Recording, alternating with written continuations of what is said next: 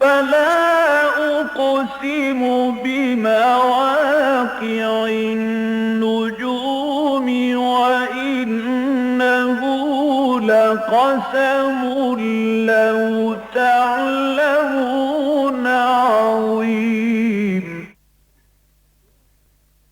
إنه لقرآن كريم في كتاب مكنون لا يمسه إلا المطهرون تنزيل من رب العالمين.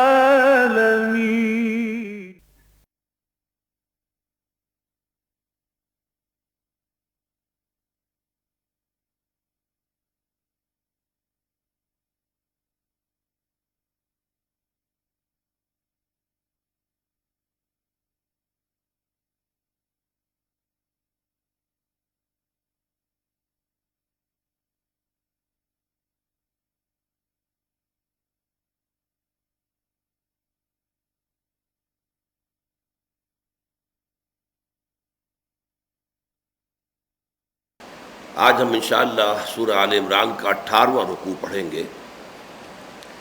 یہ آیت نمبر 172 سے آیت نمبر 180 تک ہے. اعوذ باللہ من الشیطان الرجیم. بسم اللہ الرحمن الرحیم. الذین استجابوا للہ والرسول من بعد ما اصابهم القرح للذین احسنوا منہم واتقوا اجر عظیم. الذين قال لهم الناس ان الناس قد جمعوا لكم فاخشوهم فزادهم ايمانا وقالوا حسبنا الله ونعم الوكيل فانقلبوا بنعمة من الله وفضل لم يمسسهم سوء واتبعوا رضوان الله والله ذو فضل عظيم. انما ذلكم الشيطان يخوف اولياءه فلا تخافوهم وخافون ان كنتم مؤمنين ولا يحزنك الذين يسارعون في الكفر انهم لن يضروا الله شيئا يريد الله الا يجعل لهم حظا في الاخره ولهم عذاب عظيم. ان الذين اشتروا الكفر بالايمان لن يضروا الله شيئا ولهم عذاب اليم. ولا يحسبن الذين كفروا انما نملي لهم خير لانفسهم انما نملی لهم لیزدادوا اثما ولهم عذاب مہین. ما كان الله ليذر المؤمنين على ما انتم عليه حتى يميز الخبيث من الطيب وما كان الله ليطلعكم على الغيب ولكن الله يجتبي من رسله من يشاء فآمنوا بالله ورسله وإن تؤمنوا وتتقوا فلكم أجر عظيم. ولا يحسبن الذين يبخلون بما آتاهم الله من فضله هو خيرا لهم بل هو شر لهم سيطوقون ما بخلوا به يوم القيامة ولله ميراث السماوات والأرض والله بما تعملون خبير. صدق اللہ العظیم.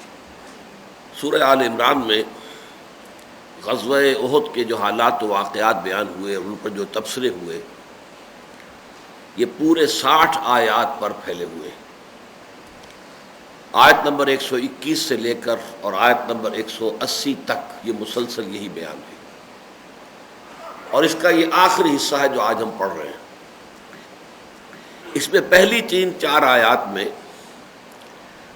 غزوہ احد کا ایک تتمہ یا تکملہ یا ضمیمہ جو بھی اسے کہیں اس کا ذکر ہے. یہاں پر اس کا صراحت کے ساتھ یہ مذکور نہیں ہے کہ اس کا نام کیا تھا، لیکن سیرت کی کتابوں میں 2 غزوات کا ذکر ملتا ہے کہ جو گویا کہ غزوہ احد کے تتمے کی حیثیت یا تکملے یا ضمیمے کی حیثیت رکھتے ہیں. ان میں سے ایک جو ہے وہ غزوہ حمراء الاسد اور دوسرا غزوہ بدر صغریٰ یا بدر اخریٰ. پہلے وہ آیات پڑھ لیجئے، پھر میں ان دونوں کے ضمن میں جو سیرت کی بعض چیزیں ہیں وہ بیان کر دوں گا. الذین استجابوا للہ والرسول من بعد ما اصابهم القرح، وہ لوگ کہ جنہوں نے لبیک کہی اللہ اور اس کے رسول کی پکار پر. استجابت کسی کی پکار کو قبول کر لینا، کسی کی دعا کو قبول کر لینا، کسی کی پکار پر لبیک کہنا.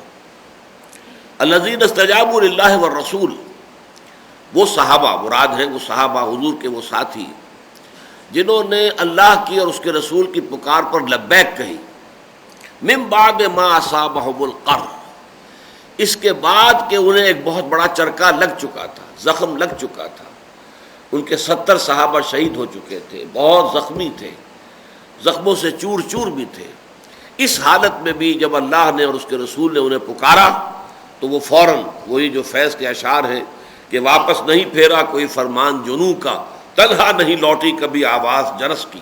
خیریت جاں راحت تن صحت داماں، سب بھول گئی مصلحت اہل ہوس کی. وہ اسی شان کے ساتھ انہوں نے لبیک کہی اور نکل آئے. للذین احسنوا منہم واتقوا اجر عظیم، یقیناً وہ لوگ کہ جو انتہائی نیک وکار اور انتہائی خوب کار تھے، اسلام میں انہوں نے احسان کا درجہ حاصل کر دیا ہے اور تقوی کی روش اختیار کی، ان کے لیے بہت بڑا اجر ہے.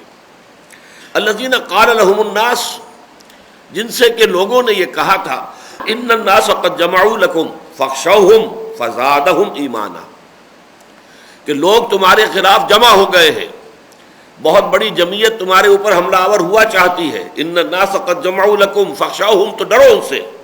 فزادہم ایمانا، لیکن اس سے ان کے ایمان میں اور اضافہ ہو گیا، ان کے شوق شہادت اور ذوق جہاد کے اندر اور اضافہ ہوا.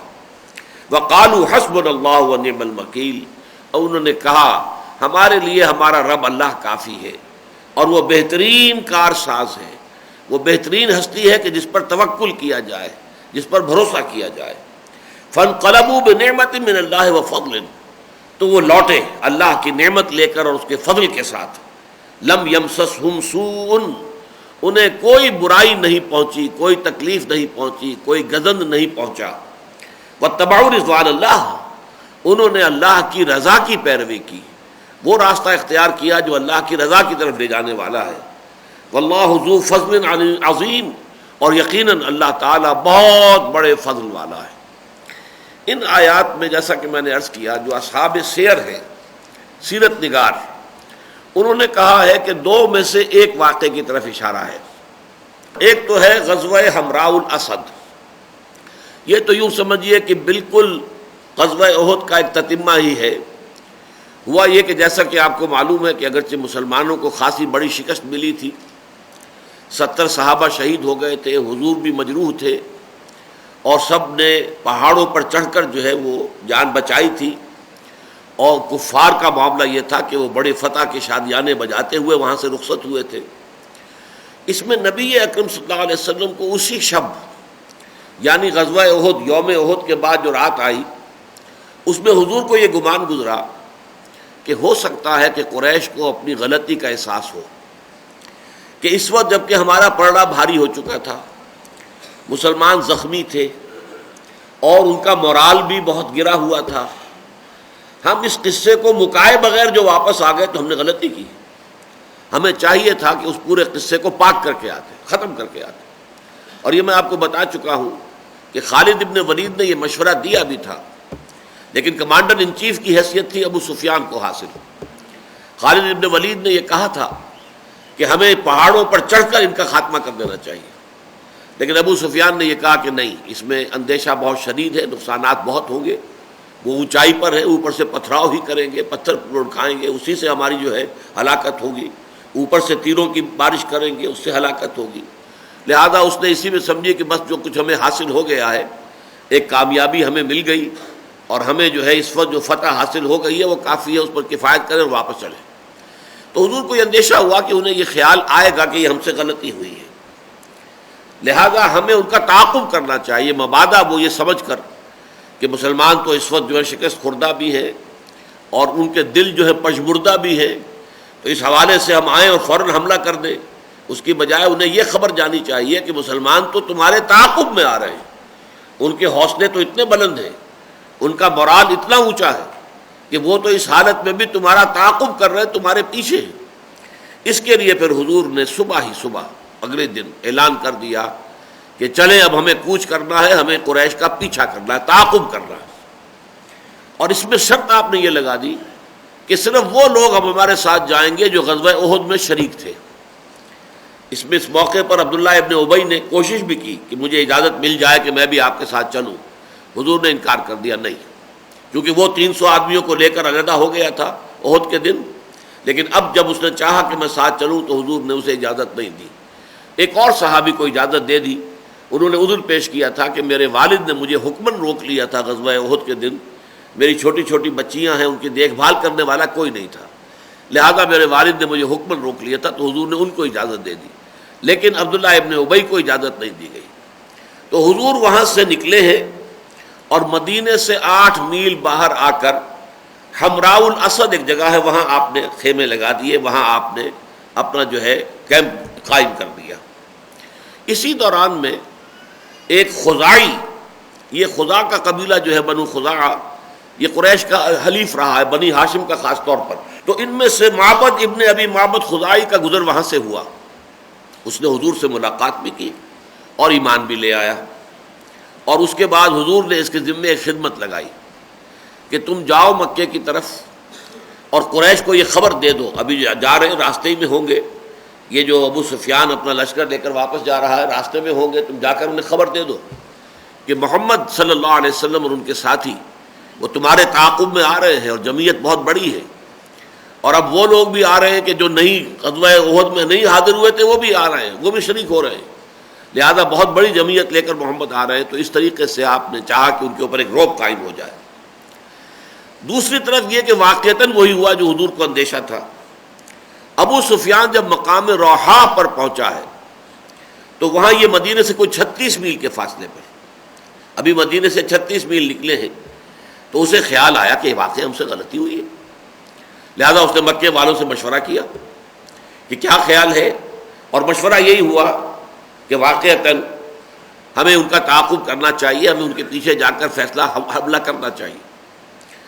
لیکن یہ کہ ادھر سے وہی بنو خزاعہ کے معبد ابن ابی معبد خزاعی آ گئے.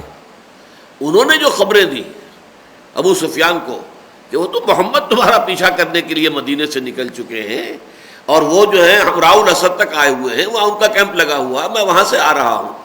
ان کے حوصلے تو بڑے بلند ہیں، وہ تو تم سے جو ہے اپنی شکست کا انتقام لینے کے لیے آ رہے ہیں. تو اس کا اتنا روب پڑا کہ پھر وہ وہاں سے واپس انہوں نے طے کر لیا کہ اب مکے ہی جاتے ہیں. اب تو اگلے سال، جس کا کہ وہ چیلنج دے کر آئے تھے جب جا رہے تھے احد سے، تو ابو سفیان نے یہ کہا تھا کہ اب اگلے سال پھر ملاقات ہوگی بدر کے مقام پر. دوبارہ گویا کہ الٹیمیٹم جو ہے اگلے سال کے لیے مقابلے کا وہ دے کر وہاں سے گزرا تھا. تو انہوں نے سوچا کہ اب واقعتاً ہم اور پوری طرح تیاری کر کے اب ہم اگلے سال بدر ہی کے میدان میں محمد اور اس کے ساتھیوں صلی اللہ علیہ وسلم ورضی اللہ تعالیٰ عنہ اجمعین کے ساتھ جو ہے آخری فیصلہ چکائیں گے. لیکن ادھر سے بھی ایک قبیلہ عبد القیس کا قافلہ آ رہا تھا جو مدینے کی طرف آ رہا تھا.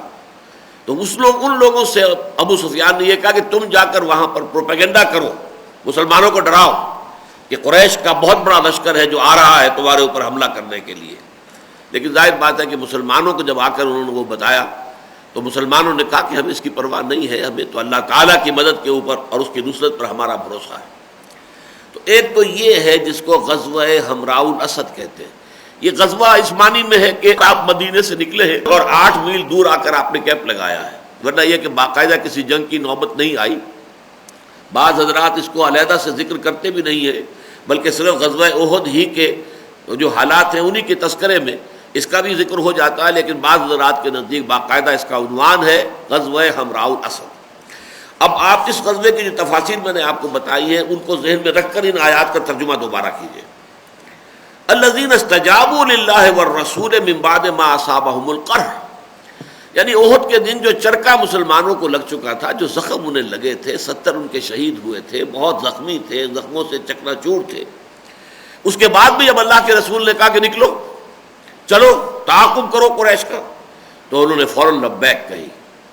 للذین احسنوا منہم واتقوا اجر عظیم، یقیناً یہ لوگ، یہاں پہ جو منہم ہے یہ من تبعیضیہ نہیں ہے، من بیانیہ ہے. یعنی یہ وہ لوگ تھے کہ جو تقوی اور احسان کے مراتب عالیہ پر فائز تھے، جنہوں نے اس قدر سخت حالات میں بھی جب اللہ اور اس کے رسول نے پکارا تو فوراً لبیک کہی. للذین احسنوا منہم واتقوا اجر عظیم الذین قال لهم الناس ان الناس قد جمعوا لكم فاخشوهم.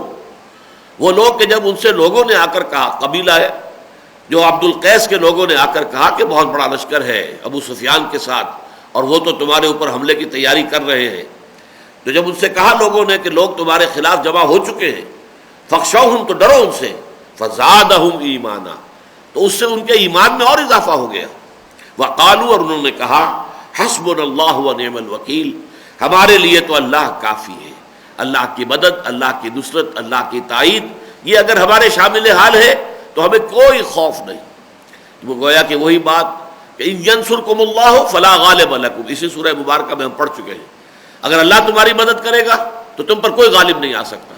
وَإِن يَخْذُلْكُمْ اگر وہ تمہارا ساتھ چھوڑ دے فَمَنْ ذَا الَّذِي يَنصُرُكُم مِّن بَعْدِهِ تو پھر کون ہے جو اس کے بعد تمہاری مدد کر سکے. وَقَالُوا حَسْبُنَا اللَّهُ وَنِعْمَ الْوَكِيلُ اور انہوں نے کہا کہ ہمارے لیے ہمارا رب کافی ہے، اس کی مدد اور نصرت پر ہمارا بھروسہ ہے اور وہ بہترین کارساز ہے. فَانْقَلَبُوا بِنِعْمَةٍ مِّنَ اللَّهِ وَفَضْلٍ تو وہ لوٹ آئے. وہاں پر حمراء الاسد میں حضور نے انتظار کیا، لیکن یہ ہے کہ چونکہ قریش کا لشکر واپس نہیں آیا، نہیں پلٹا، وہ چلا گیا. معبد ابن ابی معبد خزائی نے جو کچھ رپورٹس دی حضور کے لشکر کے بارے میں تو اس کی وجہ سے ان کو ہمت نہیں ہوئی واپس آنے کی، لہذا فرمایا کہ وہ لوگ تو لوٹے اس حال میں اللہ تعالیٰ کے انعامات کے ساتھ اور فضل کے ساتھ. لم یمسسہم سوء انہیں کوئی غضب نہیں پہنچا، کوئی تکلیف نہیں پہنچی. بسا اوقات اللہ تعالیٰ صرف امتحان لیتا ہے اور واقعتاً کوئی جو ہے تکلیف انسان کو نہیں پہنچنے دیتا، لیکن امتحان شدید ہو جاتا ہے، جس کی بہت بڑی مثال غزوہ احد کے 2 سال بعد غزوہ احزاب میں پیش آئی.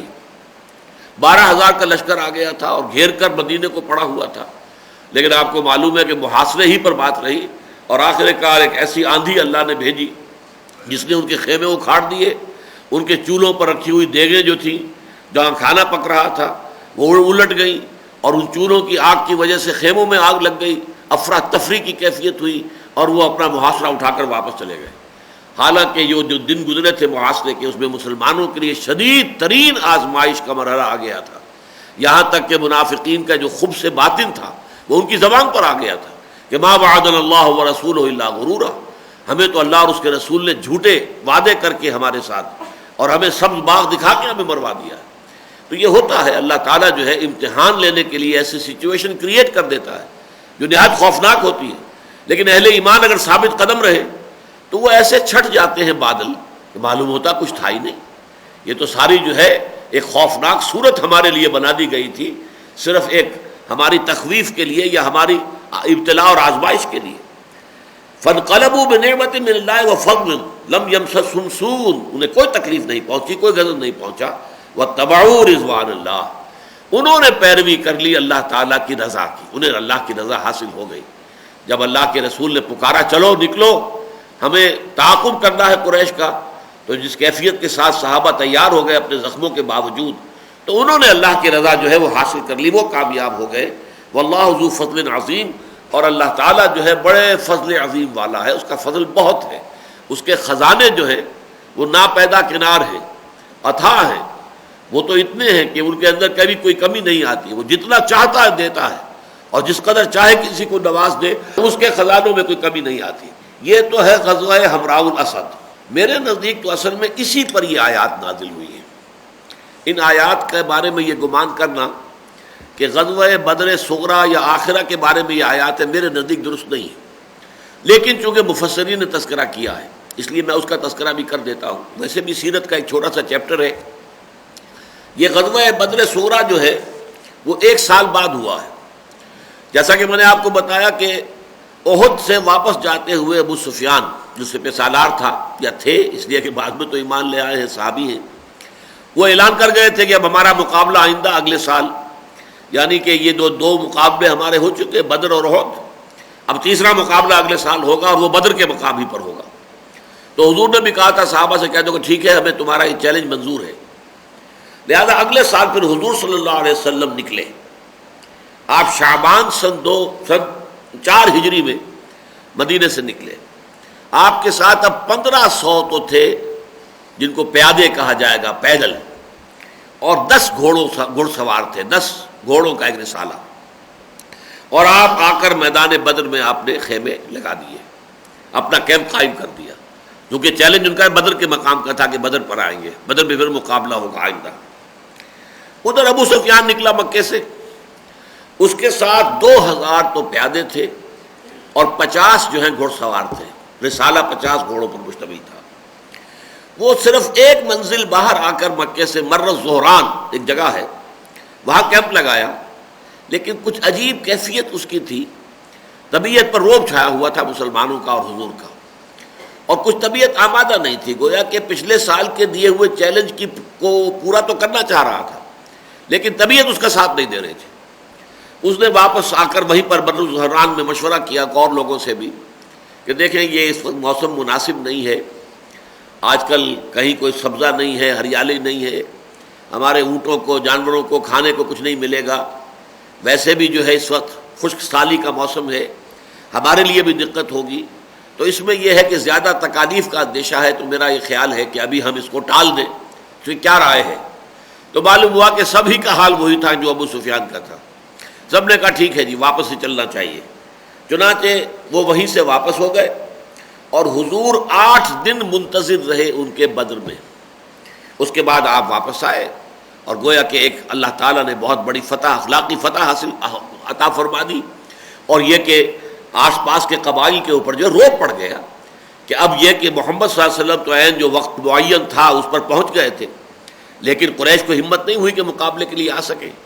تو اس کو کہتے ہیں بدر صغریٰ، یعنی بدر کا چھوٹا واقعہ، وہ بدر کبریٰ ہے جو سن 2 ہجری کے اندر غزوہ بدر ہوا، اسے بدر آخرہ بھی کہتے ہیں اور بدر الموعد بھی کہتے ہیں، جس کا وعدہ کیا گیا تھا، وہ بدر جس کا کہ وعدہ کیا گیا تھا جبکہ احد سے واپسی پر ابو سفیان نے کہا تھا کہ اب ہمارا آئندہ مقابلہ جو ہے نیکسٹ راؤنڈ یوں سمجھیے کہ وہ اب ہمارا ہوگا بدر کے مقام پر اگلے سال۔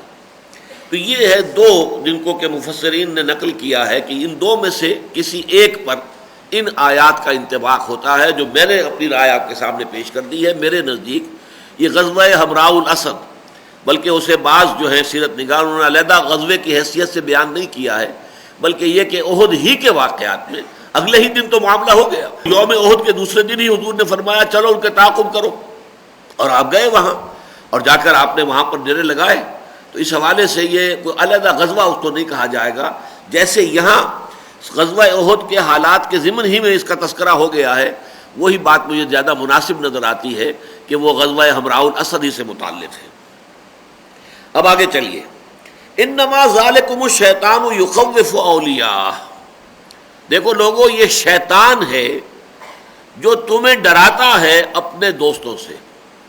یہ ترجمہ میں نے کیا ہے اس معنی میں کہ یخوفکم اولیاء، یخوف کے بعد کہ کم کی جو ضمیر ہے، ضمیر مفعولی، وہ یہاں پر مقدر مانی جائے کہ اصل میں شیطان جو ہے وہ اہل ایمان کو ڈراتا ہے اپنے دوستوں سے، یعنی کفار سے، مشرکین سے۔ وہ بڑی طاقت والے ہیں، بڑی جمعیت والے ہیں، ان کا مقابلے کا خیال نہ کرنا، جیسا کہ ہم پڑھیں گے سورہ توبہ میں کہ جب حضور نے فیصلہ کیا تھا کہ اب ہم نے مکے پر چڑھائی کرنی ہے، تو بہت سے صحابہ کا حال جو اس اعتبار سے اس وقت جو ہے وہ متزلزل سا ہو گیا تھا کہ قریش پر حملہ کرنے جائیں گے اور مکے پر حملہ کریں گے۔ تو یہ صورت جو ہے اصل میں اتنی روب کی کیفیت تھی قریش کی کہ بعض حضرات جو ہیں اس میں متعمل تھے۔ بالکل وہی بات یہ ہے کہ انما ذالکم الشیطان یخوف اولیاء، یہ شیطان ہے جو یخوفکم اولیاءہ، وہ ڈراتا ہے تمہیں اے مسلمانوں اپنے ساتھیوں سے، اپنے دوستوں سے۔ وہ چاہتا ہے کہ جو میرے ساتھی ہیں کفار اور مشرک، ان کا رعب تمہارے دلوں میں پڑ جائے۔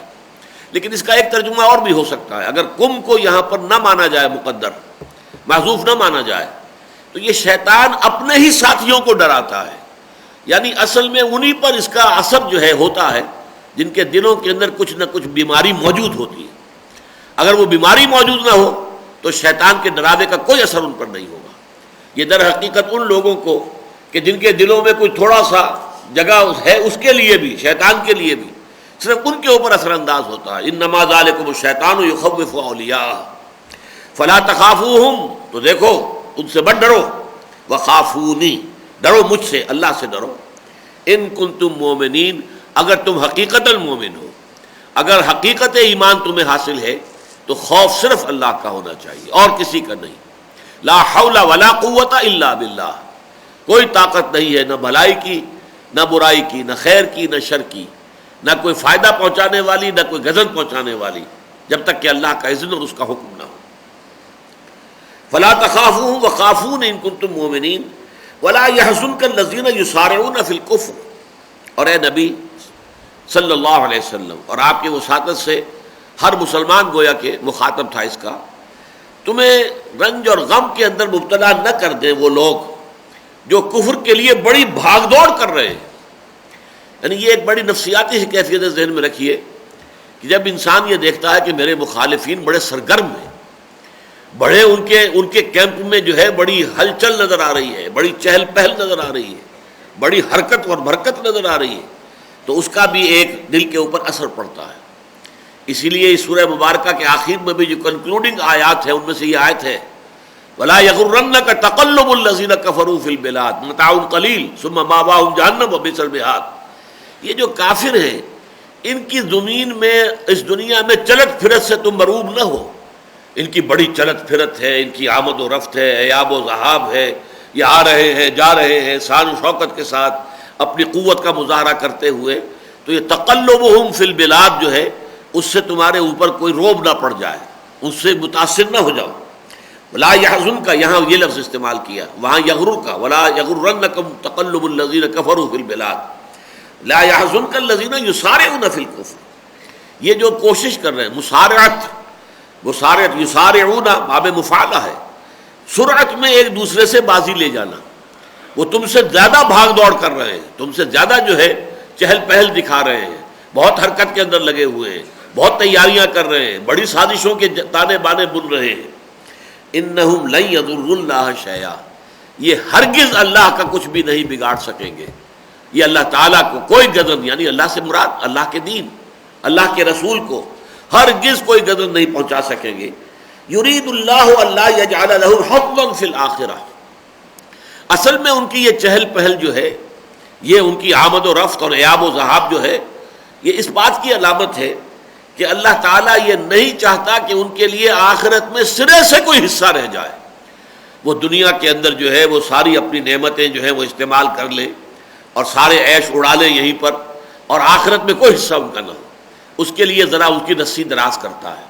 اگرچہ اہل ایمان پر اس کا ایک اثر ہوتا ہے، فطری طور پر، طبعی طور پر، جبلی طور پر کہہ لیجئے. جب اہل ایمان یہ دیکھتے ہیں کہ یہ اہل کفر جو ہیں ان کے ڈنکے بج رہے ہیں، ان کی سطوت ہے، عزت ہے، ان کو دنیا میں حکومت حاصل ہے، تو ایک اثر پڑتا ہے طبیعت کے اوپر. اس منفی طبیعت، اس اثر کو ختم کرنے کے لیے کہا گیا کہ وَلَا يَحْزُنكَ الَّذِينَ يُسَارِعُونَ فِي الْكُفْرِ إِنَّهُمْ لَن يَضُرُّوا اللَّهَ شَيْئًا يُرِيدُ اللَّهُ أَلَّا يَجْعَلَ لَهُمْ حَظًّا فِي الْآخِرَةِ. آخرت میں کوئی حساب ان کا نہ رہے، کوئی حصہ نہ رہے، کوئی نعمت اخروی جو ہے وہ ان کے نصیب میں نہ آئے. وَلَهُمْ عَذَابٌ عَظِيمٌ، اور ان کے لیے بہت بڑا عذاب ہے. إِنَّ الَّذِينَ اشْتَرَوُا الْكُفْرَ بِالْإِيمَانِ لَن يَضُرُّوا اللَّهَ شَيْئًا.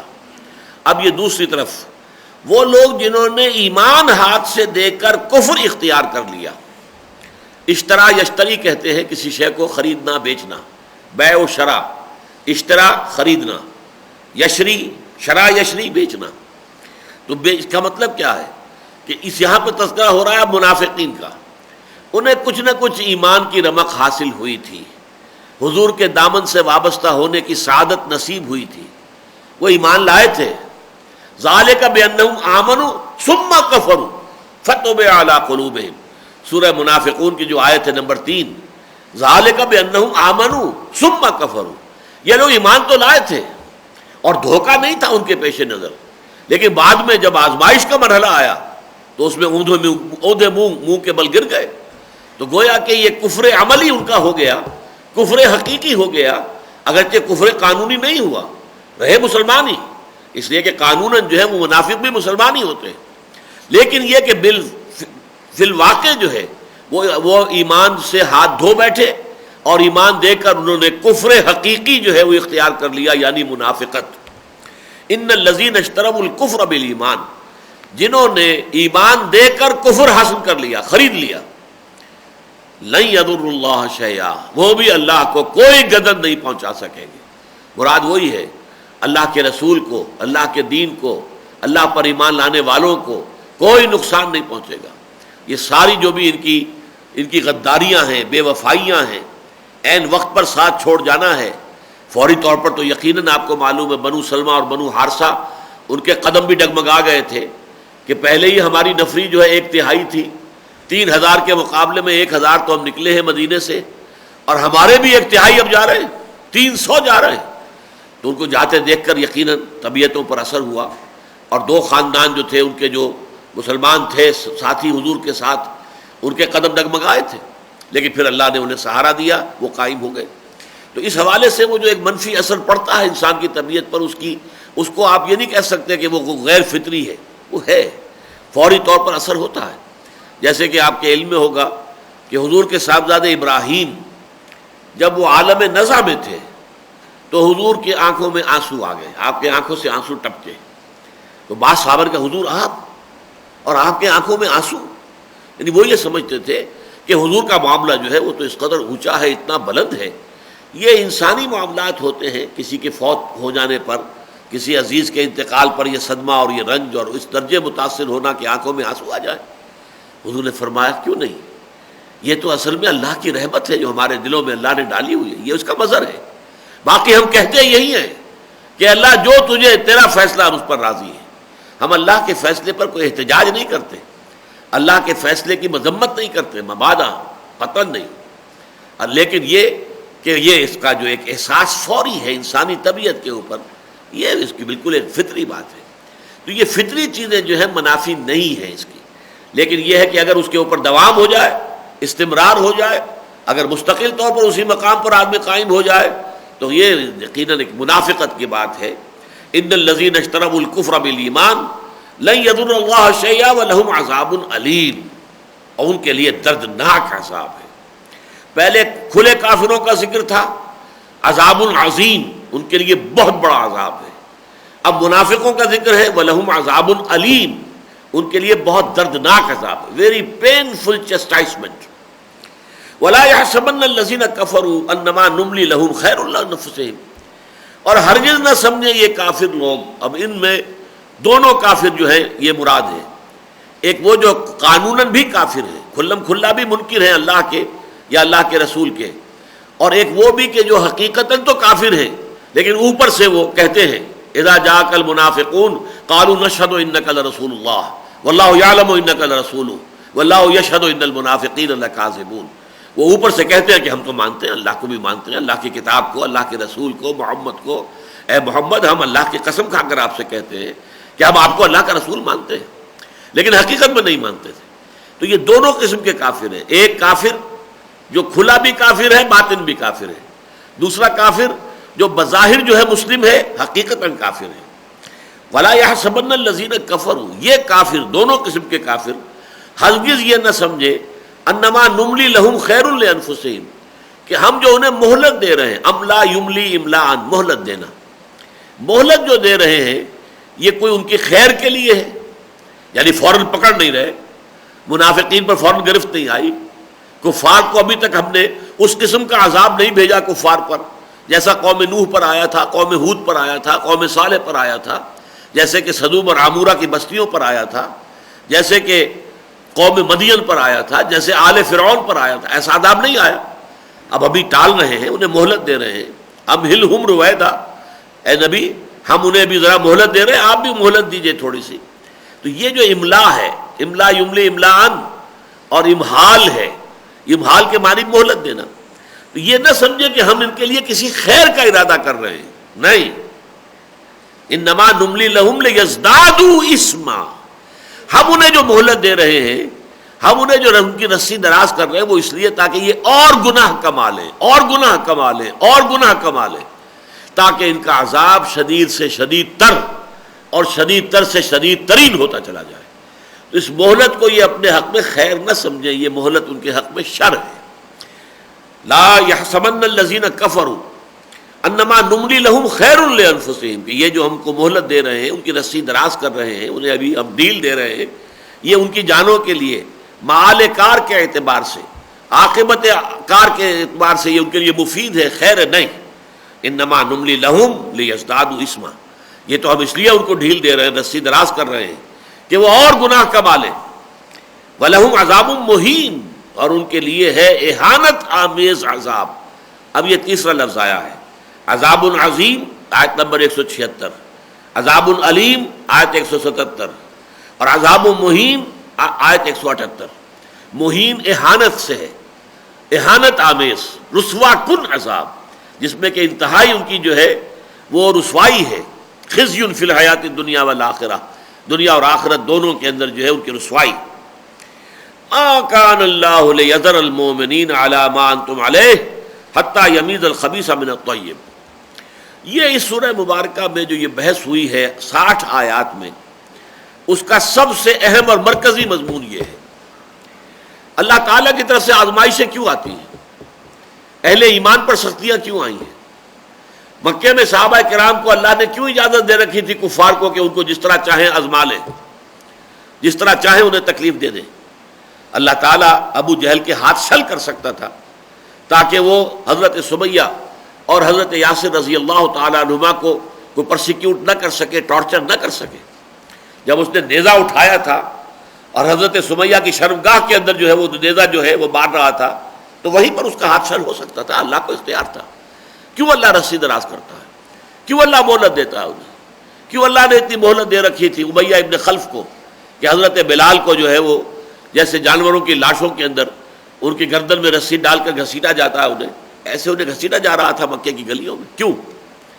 اس کے اندر حکمت ہے، یہ حکمت ابلاغ، تاکہ ان کے محاسن اور ظاہر ہو جائیں، ان کی استقامت واضح ہو جائے، ان کے اندر صبر و ثبات کا جو پہاڑ ہے کوہ مالا وہ نگاہوں کے سامنے آ جائے. پھر یہ کہ اس میں یہ بھی فائدہ ہے، دیکھنے والوں کے دلوں پر اس کا اثر ہوتا ہے.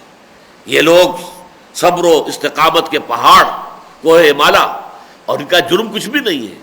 پرسیکیوشن کس بات کی ہو رہی ہے؟ انہوں نے کیا کیا ہے؟ کوئی چوری کی ہے، کوئی ڈاکہ ڈالا ہے، کسی کی عزت پر ہاتھ ڈالا؟ کچھ نہیں. صرف یہ کہتے ہیں کہ ہم ایک اللہ کے ماننے والے ہیں اور محمد کو ہم تسلیم کرتے ہیں کہ وہ اللہ کے رسول ہے. بس اس کے اوپر یہ تعظیم، یہ پرسیکیوشن، یہ ٹارچر. تو یہ اس حوالے سے. اور پھر سب سے بڑی بات یہ ہے کہ اللہ تعالیٰ کھوٹے کو کھرے سے علیحدہ کرنا چاہتا ہے. کچے پکے لوگ بھی آ جاتے ہیں ایمان کے دعوے دار بن کر، لیکن اللہ چاہتا چھانٹی کر دے. تمحیص کا لفظ 2 دفعہ آ چکا ہے ہمارے ہاں. لیمحص اللہ تعالیٰ جو ہے وہ اہل ایمان کو علیحدہ کر دینا چاہتا ہے اہل کفر سے. تمحیص، میں نے اس لفظ کی بحث میں جو وضاحت کی تھی کہ بحث و تمحیص کا لفظ ہم بولتے ہیں اردو میں، بحث و تمحیص ہو رہی ہے. یہ بحث و تمحیص کیا ہے عربی زبان میں؟ بحث کہتے ہیں کریدنے کو. جیسے کوا جو ہے وہ اپنی چونچ سے وہ مٹی کو کریدتا ہے، کرید کر دیکھتا ہے شاید کوئی دانہ جو ہے اندر موجود ہو، مٹی کے اندر دبا ہوا ہو. اچھا، جو کرید کر جو بھی مواد آیا اب اس کی سفٹنگ ہے، اس کو علیحدہ علیحدہ کرنا ہے، اس میں کوئی چیز اچھی ہے یا نہیں ہے. تو یہ تمحیص ہے، سفٹنگ. گویا کہ صحیح کو برے سے، غلط سے علیحدہ کر دینا، شر کو خیر سے جدا کر دینا، حق کو باطل سے علیحدہ کر دینا. اور پھر یہ بھی آیا تھا لیمحص اللہ ما فی قلوبکم، جو حق والے ہیں ان کے دلوں کو بالکل صاف اور پاک کر دینا. اگر ان کے دلوں میں کوئی علائش ہے، حب دنیا، حب مال کسی درجے میں بھی، اور وہ پورے یکسو ہو کر طالب آخرت ابھی نہیں بنے ہیں، اگر وہ حقیقی اعتبار سے طالب مولا نہیں بنے، اللہ ہی کے، لا مطلوب الا اللہ، لا محبوب الا اللہ، لا مقصود الا اللہ، اگر اس مقام پر فائز نہیں ہوئے ہیں تو ان آزمائشوں کے ذریعے سے ان کے دلوں کے اندر سے یہ کھوٹ نکال دیے جائیں. اس کو اب یہاں پر آخری مرتبہ اس کو وہی مضمون کو جو کئی مرتبہ آیا ہے اس سورہ مبارکہ میں کہ اس میں حکمت ہے اللہ کی، اس میں عظیم جو ہے فوائد مضمر ہیں. یہاں فرمایا ما کان اللہ لیذر المؤمنین علی ما انتم علیہ حتی یمیز الخبیث من الطیب. اللہ کی یہ بات نہیں ہے، شایان شان نہیں ہے، اللہ کو یہ بات قبول نہیں ہے، منظور نہیں ہے کہ وہ چھوڑے رکھے اہل ایمان کو اسی کیفیت میں جس میں کہ تم ہو. تمہارے اندر خیر اور شر ابھی ذرا ملا جلا ہے، صادق الایمان اور منافق رلے ملے ہیں. مسجد نبوی میں سب جمع ہو جاتے ہیں، حضور کے پیچھے نماز پڑھنے میں منافق بھی کھڑے ہوتے ہیں، بلکہ جو منافقوں کا سردار ہے سب سے بڑا عبداللہ ابن ابی، وہ تو اپنی چودراہٹ کے اظہار کے لیے کھڑے ہو کر پہلے لوگوں سے کہتا ہے لوگوں غور سے ان کی بات سنو، یہ اللہ کے رسول ہے۔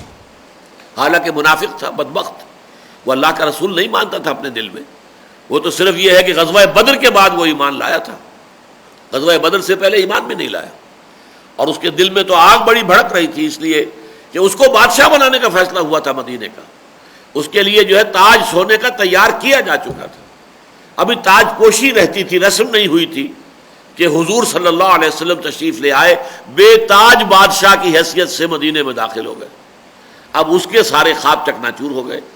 اس لیے وہ تو اول روز سے، اول تو یہ کہ وہ غزوہ بدر تک تو ایمان لایا ہی نہیں، اڑا رہا کفر پر، حالانکہ اس کا قبیلہ جو ہے خزرج، اس کے بیشتر لوگ ایمان لے آئے، لیکن وہ کھڑا رہا۔ البتہ بدر کے بعد جب اس نے دیکھا یہ معاملہ تو بڑی زبردست طاقت ہے محمد کی اور ان کے ساتھیوں کی، قریش کو ایسی زبردست شکست دے کر آ گئے، ان کے 70 سرکار جو سرکردہ لوگ تھے، لیڈر، وہ ختم ہو گئے ان کے ہاتھوں، 70 کو یہ قیدی بنا کر لے آئے، کل 313 کی نفری تھی ان کی، اور ان کے پاس ہتھیار بھی نہیں تھے، تو اس وقت جو روب پڑا ہے اس کا اس پر، تو وہ ایمان لے آیا۔ لیکن غزوہ احد کے اندر آپ کو معلوم ہے دھوکہ دیا، فریب دیا، اور اپنے 300 آدمیوں کو لے کر واپس چلا گیا۔ تو یہاں یہ کہ حضور اللہ تعالیٰ فرما رہے ہیں کہ یہ جو تم گڈمڈ ہو ابھی آپس میں رلے ملے ہوئے ہو، خبیث بھی اور طیب بھی، پاک بھی ہے یعنی اہل ایمان جن کے دل پاک ہیں نفاق اور ضعف ایمان کے امراض سے، اور خبیث جن کے دلوں کے اندر یہ روگ ہے، اندر منافقت کی سیاہی ہے، اندر جو ہے ان کے یہ بیماری موجود ہے، اس کو بیماری ہی سے تعبیر کیا گیا ہے، فی قلوبہم مرض فزادہم اللہ مرضا، ان کے دلوں میں ایک روگ ہے، بیماری ہے، تو اللہ تعالیٰ نے ان کی بیماری میں اضافہ کر دیا ہے۔ تو اللہ تعالیٰ جو ہے اس دنیا ہی میں اس کو علیحدہ علیحدہ کر کے دکھا دے گا۔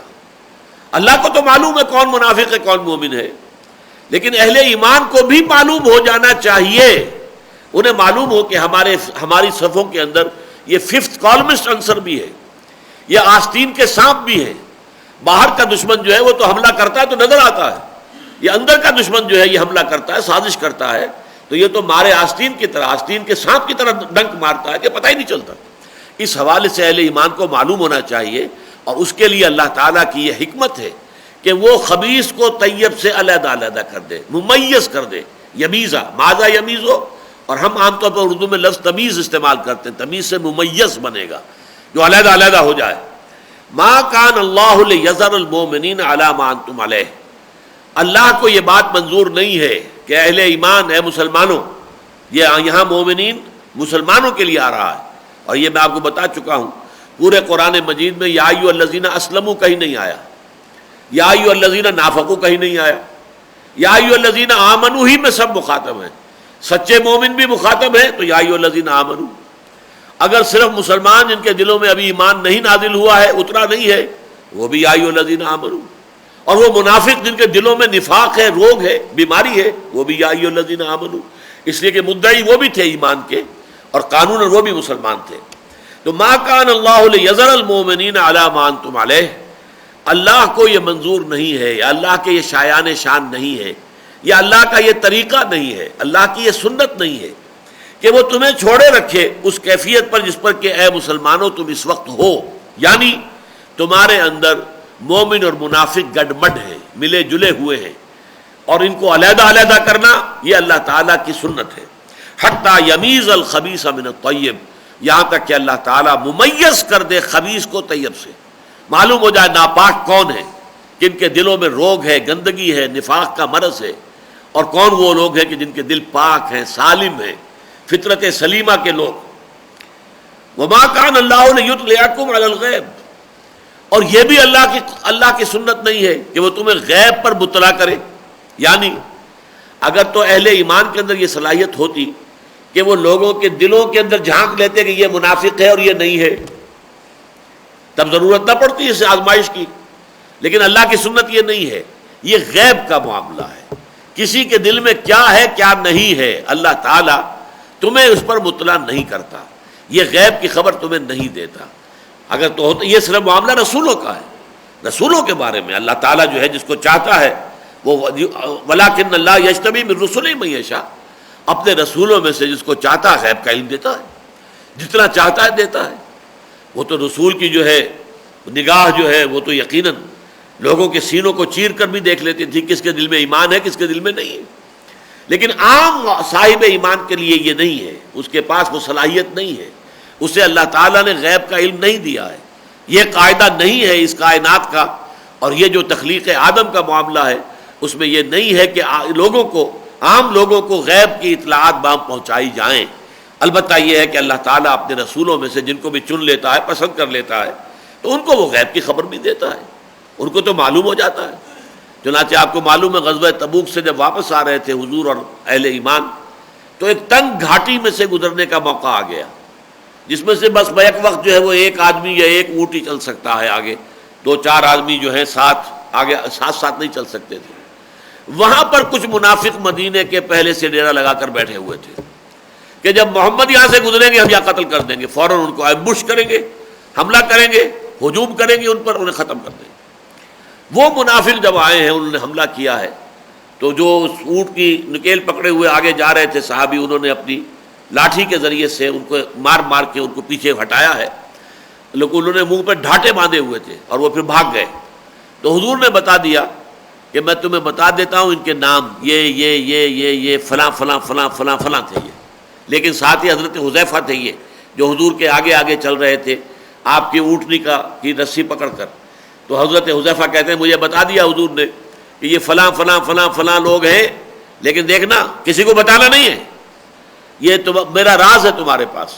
اسی لیے حضرت حذیفہ کا نام پڑ گیا صاحب و سر النبی، وہ صحابی جن کے پاس کہ حضور کا ایک راز ہے۔ لیکن یہ کہ اللہ نے حضور کو تو مطلع فرما دیا کہ کون منافق یہ ہیں، رات کے اندھیرے میں چاہے انہوں نے چہرے چھپائے ہوئے تھے، لیکن اللہ نے بتا دیا حضور کو، اور حضور نے حضرت حذیفہ کو بتا دیا۔ لیکن عام کسی صاحب ایمان کے لیے یہ شکل نہیں ہے کہ وہ اس طریقے سے غیب پر مطلع ہو جائے۔ وما کا اللہ لیطلعکم علی الغیب، اور اللہ کی یہ شان نہیں ہے، یہ طریقہ نہیں ہے، یہ سنت نہیں ہے کہ وہ تمہیں مطلع کرے غیب پر۔ ولیکن اللہ یجتبی من رسلہ من یشاء، ہاں لیکن اللہ تعالیٰ پسند فرما لیتا ہے اپنے رسولوں میں سے جس کو چاہتا ہے۔ یہ مسئلہ ذرا سمجھ لیجئے کہ علم غیب کا مسئلہ ہمارے ہاں جو عقائد کی بحثیں ہیں ان میں بہت ایک تلخ مسئلہ بنا ہوا ہے۔ اہل حدیث حضرات جس شدت کے ساتھ نفی کرتے ہیں علم غیب کی، اور دوسری انتہا پر بریلوی حضرات وہ عالم ما کانا وما یکون الفاظ یہ لیتے ہیں اور اس میں اندر مبالغہ یہ کرتے ہیں گویا کہ کل علم حضور کے پاس تھا صلی اللہ علیہ وسلم، کل غیب کا علم۔ تو اس میں جو اصل اعتدال کی راہ ہے، اور وہ میں نے بہت مرتبہ پہلے اپنے دروس میں بیان کیا ہے کہ میں جب ابھی طالب علم تھا میڈیکل کالج میں، تو میں نے ایک بریلوی عالم دین جو منٹگمری میں تھے، اب سائیوال کہلاتا ہے، مولانا منظور شاہ صاحب، ان سے میں نے گفتگو کی۔ انہوں نے یہ بتایا کہ ہم حضور کے علم کے بارے میں 3 باتیں مانتے ہیں۔ نمبر 1، حضور کا علم حادث ہے، قدیم نہیں ہے، ہمیشہ سے نہیں ہے، بلکہ یہ کہ حادث ہے، یہ اللہ نے دیا ہے تو آیا ہے۔ حضور کا علم عطائی ہے، ذاتی نہیں ہے، اللہ نے دیا ہے تو اللہ تعالیٰ کا دیا ہوا علم ہے، خود اپنی ذات سے آپ کو علم حاصل نہیں ہے۔ نمبر 3، آپ کا علم محدود ہے، لا محدود نہیں ہے۔ لا محدود علم جو ہے وہ صرف اللہ کا ہے۔ البتہ جب ایک بریلوی مسلک کا شخص کہتا ہے عالم ما کانا وما یکون، تو اس کے ذہن میں یہ ہوتا ہے کہ مستقبل کی خبریں بھی تو حضور کو دی گئی ہیں اور حضور نے ہمیں دی ہے، یہ ما یکون میں آ گیا، یعنی آپ نے خبریں دی ہیں قیامت کی علامات کیا ہوں گی، آپ نے جو آخری زمانے کی جنگوں کا تذکرہ کیا ہے، حدیث کے پورے باب ہیں، کتاب الملاحم اور کتاب و اشراط الساعہ، کتاب و علامات القیامہ، یہ سب کیا ہیں؟